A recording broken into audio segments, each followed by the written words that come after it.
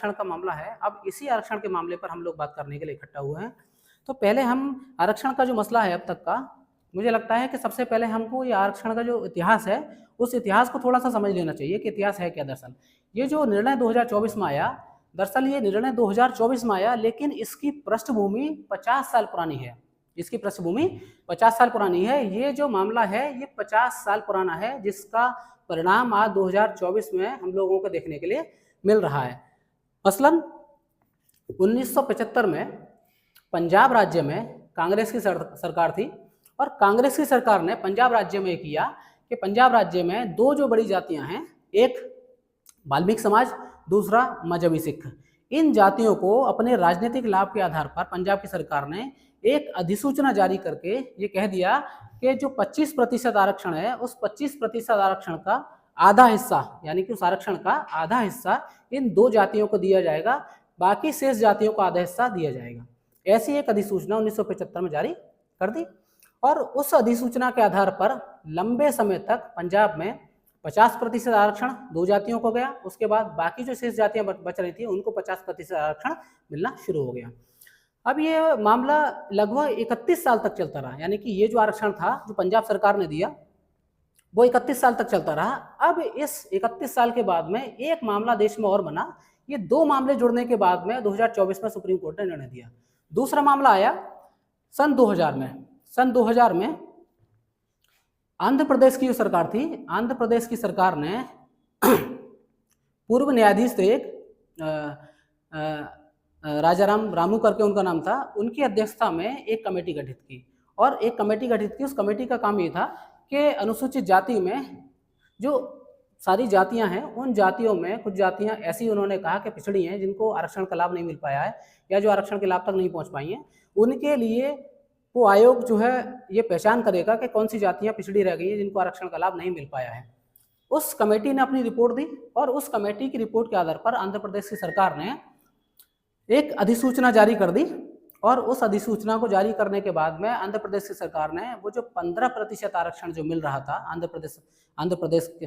जो है आंध्र प्रदेश के राज्य में दलितों को जो 15% आरक्षण मिल रहा था, अब उस अधिसूचना में उन्होंने उस 15% आरक्षण को 4 जगह कैटेगराइज कर दिया। उन्होंने कह दिया कि 4 जगह अभी आरक्षण बांट दिया जाएगा, ग्रुप ए,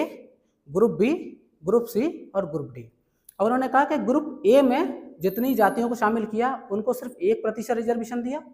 उसके बाद ग्रुप बी में जिन जातियों को शामिल किया उनको 6% रिजर्वेशन दिया। ग्रुप सी में जिन जातियों को शामिल किया उनको 7% रिजर्वेशन दिया, और ग्रुप डी में जो शामिल किया उनको 1% रिजर्वेशन दिया। अर्थात ग्रुप ए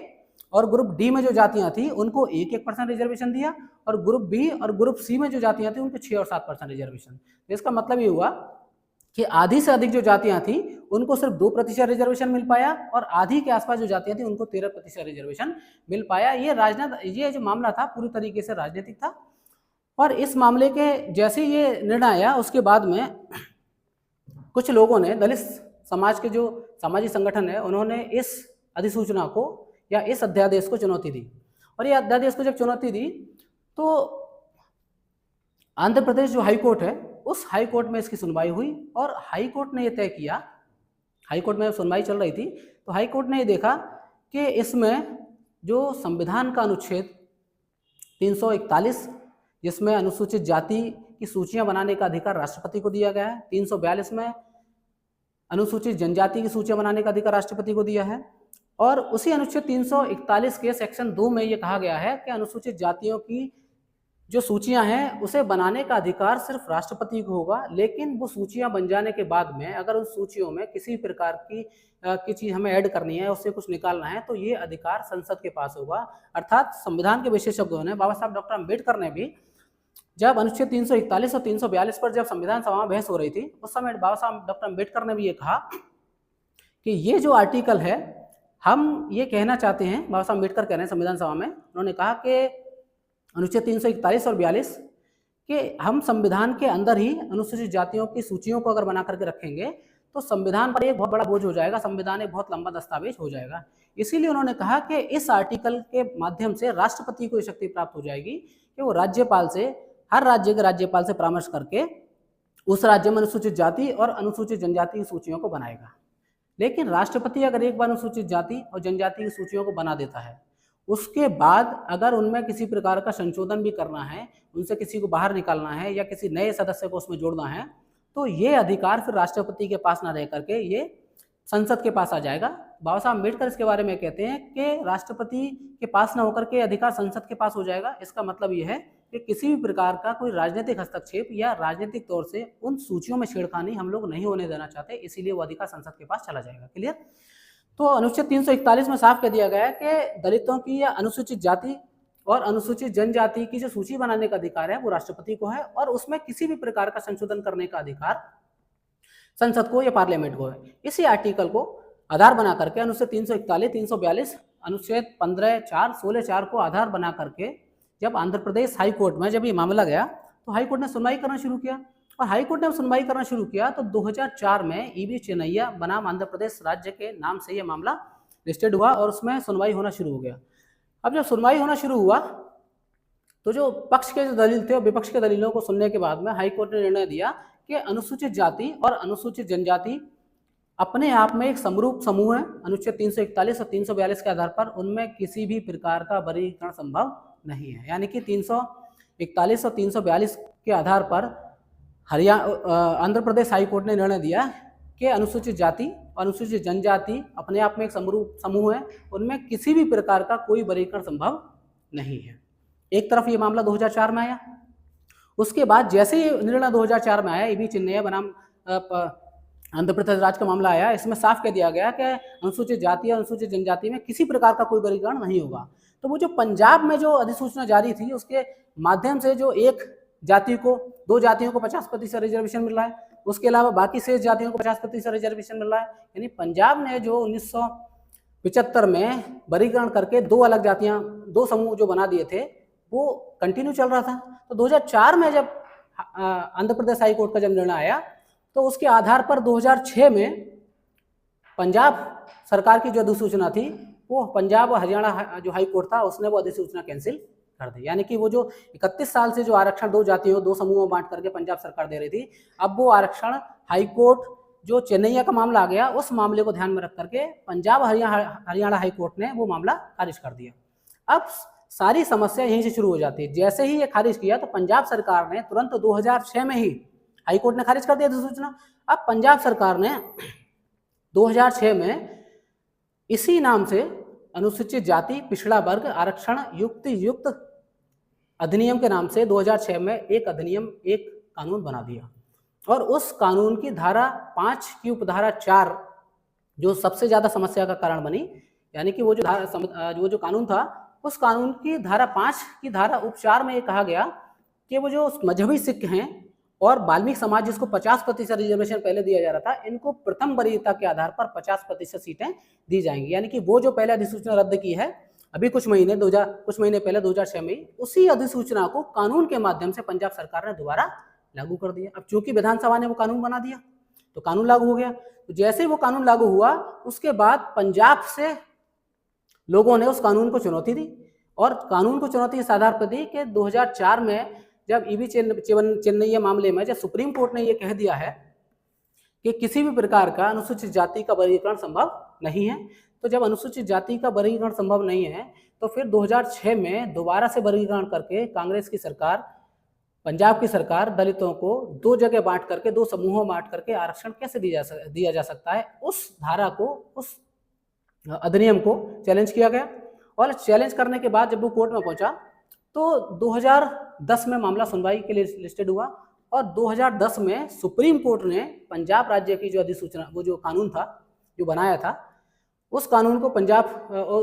को सुप्रीम कोर्ट ने रद्द कर दिया। अब जब उस कानून को रद्द कर दिया उसके बाद पंजाब सरकार सुप्रीम कोर्ट चली गई। यानी कि वो जो कानून रद्द कर दिया उसके बाद पंजाब सरकार सुप्रीम कोर्ट चली गई, और सुप्रीम कोर्ट में 2010 में ये मामला आ गया। 2010 में ये मामला दविंदर सिंह बनाम पंजाब राज्य के माध्यम से या नाम से सुप्रीम कोर्ट में आ गया। अब सुप्रीम कोर्ट में इसकी सुनवाई होना शुरू हो गई। 2010 से 2014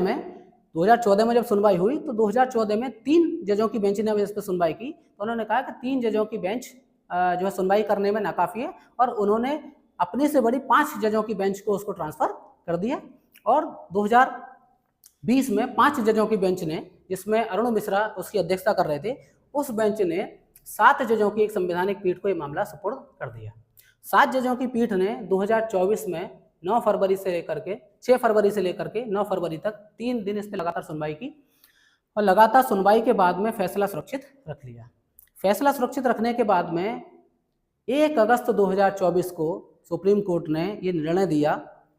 कि अब अनुसूचित जाति में वर्गीकरण किया जा सकता है। अर्थात जो फैसला आया 1 अगस्त 2024 को, तो सुप्रीम कोर्ट ने अपना जो पुराना निर्णय था ईवी चेन्नई वाला मामला जो था 2004 में, जिसमें ये कहा था कि एससी जो अनुसूचित जाति है उसमें किसी प्रकार का वर्गीकरण नहीं हो सकता, उसको पलट करके 2024 में सुप्रीम कोर्ट ने कह दिया कि अब अनुसूचित जाति का जो रिजर्वेशन है, आरक्षण है, उसमें राज्य सरकारें कैटेगराइजेशन या सब कैटेगराइजेशन उसमें किया जा सकता है। सुप्रीम कोर्ट ने निर्णय दे दिया। उसके बाद मैंने कहा बहुत सारे सामाजिक और राजनीतिक संगठन उस पर आंदोलन लगातार कर रहे हैं। अब मसला ये है कि सुप्रीम कोर्ट का जो निर्णय आया, तो सुप्रीम कोर्ट के निर्णय के बाद में अब क्या सामाजिक परिस्थिति या क्या उसके सामाजिक प्रभाव होंगे, क्या उसके आर्थिक प्रभाव हो सकते हैं, क्या उसके राजनीतिक प्रभाव हो सकते हैं, दलित समाज किस तरीके से बिखरा जा सकता है। बहुत सारे लोगों का तर्क है कि इस तरीके का वर्गीकरण करने से दलित समाज बिखर जाएगा। बहुत लोगों का तर्क है कि इससे दलित समाज में वो निचली जातियां जो रह गई हैं, जिनका किसी तरीके से विकास नहीं हुआ है, उनका विकास होने का अवसर मिलेगा। अब हमारा विषय यही है कि हम इस पर चर्चा करना चाहते हैं कि आरक्षण में जो उपवर्गीकरण हो गया, उस उपवर्गीकरण क्या एक साजिश है या फिर उपवर्गीकरण सही हुआ है। तो मैं जितना आरक्षण को समझता हूँ या मेरा जितना मानना है, आरक्षण को जितना मैं समझा हूँ, वो आरक्षण बहुत लंबे समय की सतत प्रक्रिया के बाद में यहाँ तक पहुँचा है। और आरक्षण में चूंकि अनुच्छेद 341 को अगर आप पढ़ेंगे तो उसमें लिखा हुआ है कि राष्ट्रपति जैसे ही अनुसूचित जातियों की कोई लिस्ट तैयार करता है, तो जैसे ही वो लिस्ट राष्ट्रपति तैयार करता है, ऑटोमेटिकली वो लिस्ट जो है अपने आप में एक समरूप एक वर्ग बन जाता है। और चूंकि वो समरूप वर्ग बन जाता है तो उसमें किसी भी प्रकार का कोई भी वर्गीकरण संभव नहीं होना चाहिए, ऐसा मेरा मानना है। लेकिन अब चूंकि ये मामला राजनीतिक हो चुका है, बहुत सारे सामाजिक संगठन भी इस पर बात कर रहे हैं। अब मसला ये है कि अब भविष्य में क्या होना चाहिए, हमें उस पर चिंता करनी है, हमें उस पर विचार करने के लिए हम लोग इकट्ठा हुआ हैं। तो मेरा मानना है कि चूंकि सुप्रीम कोर्ट ने इस निर्णय के साथ कई सारी बातें और कही। सुप्रीम कोर्ट ने कहा कि राज्य सरकारें